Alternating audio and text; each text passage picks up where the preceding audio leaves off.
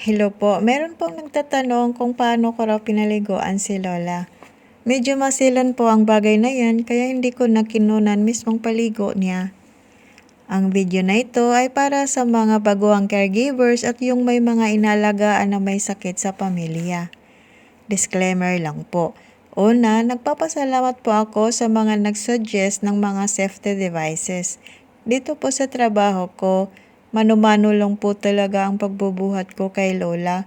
As long as kaya ko naman siyang buhatin, 40 kilos lang din si Lola.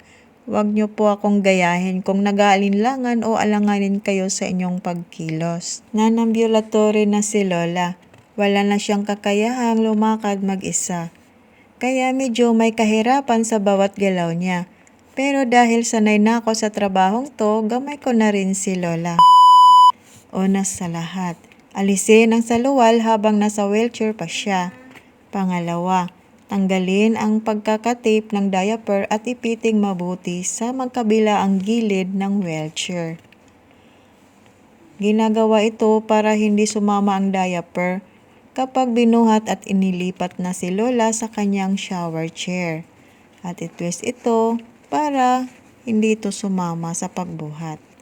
Kapag nasa shower chair na si Lola, para maligo, alisin na ang lumang diaper at palitan agad ng bago. Para pagkatapos niyang maligo ay naka-ready na ang kanyang diaper sa kanyang mahiwagang wheelchair. Matapos ang bath time routine, tanggal na rin lahat ang energy ko. Joke lang po. As a caregiver, we should also be happy serving their comfort and happiness. Thanks for watching. God bless po. Ingat kayo palagi. Bye-bye.